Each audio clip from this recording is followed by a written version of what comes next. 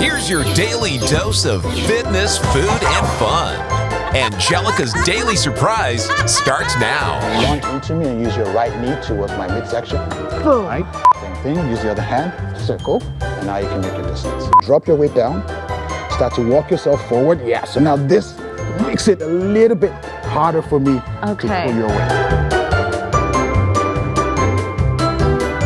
Hello there, and welcome to my apartment. Now, you know we like to have fun on Angelica's Daily Surprise, but let's face it, we live in an unpredictable world and possible dangers are lurking around every corner. I don't mean to scare you or anything, but I want you to be prepared. That's why today I've invited the head instructor of Evoke Martial Arts, Dayo.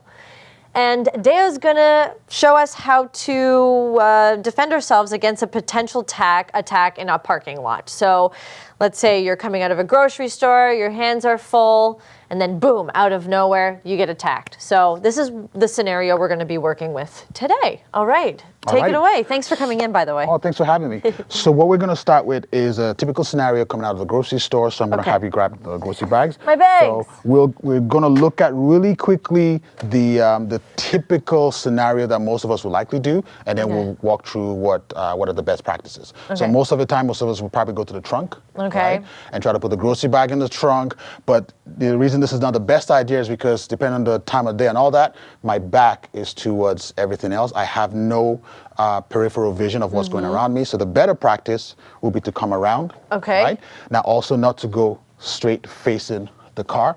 I want to go sideways, unlock the door, open the back seat, put the stuff in. Right? Okay. So now we're doing that, but now all things being equal, you did all the right things, but somehow, heaven forbid, you still get attacked, right? So now let's look at how to escape from that, okay? So you have your back towards the door. You're putting the stuff in. I come around you. I look at the most typical scenario of being grabbed from the back. Oh, yeah. Really scary, right? Yes. Okay. So what I want to remember is no matter what, you don't want me to drag you away.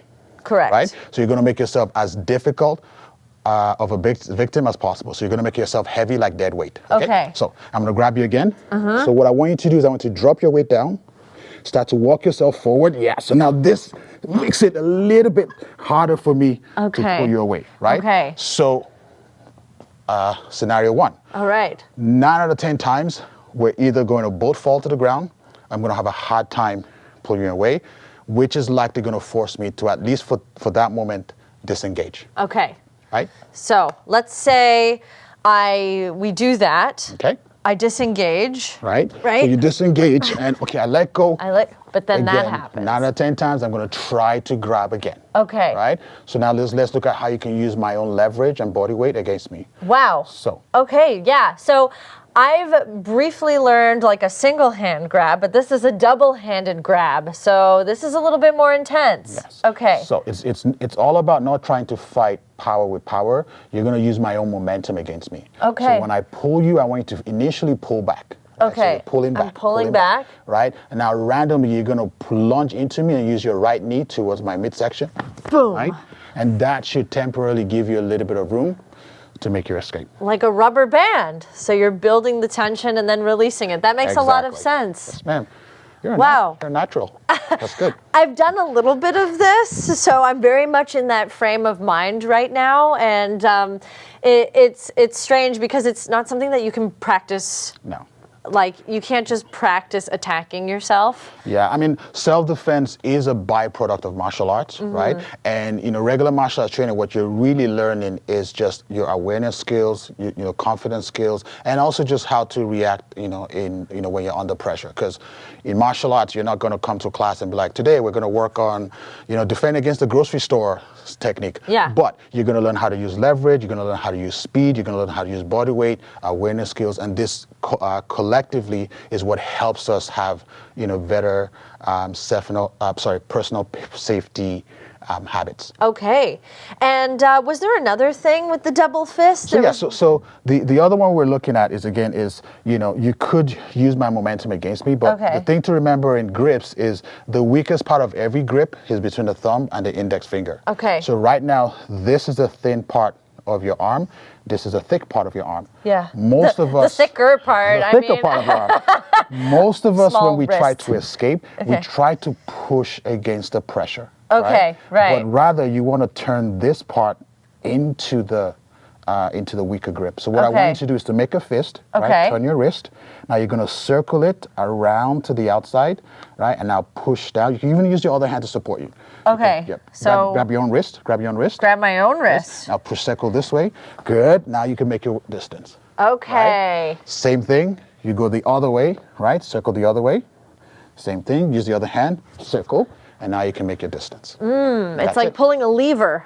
Exactly. It's weird because the instinct would be to use this hand to fight against you. Right. Instead of using the hand to help yourself. And the thing I always caution against is the instinct is for you to use your free hand to hit me in the face. Right. But by doing that, you're going to antagonize the attacker even more. Because if you miss or you do not cause the damage you want, then I might be inclined to even hit harder. So you're better off trying to create the distance and escape. Right? Rather than try. I mean, by all means, it doesn't hurt to punch once or twice before you do the same technique. But that would not be the primary focus, is not to try to fight me back, is to create space so you can escape. Yeah. Well, thank you so much. You're most welcome. So, there was actually one thing that I learned a long time ago with the grab around the back. Sure.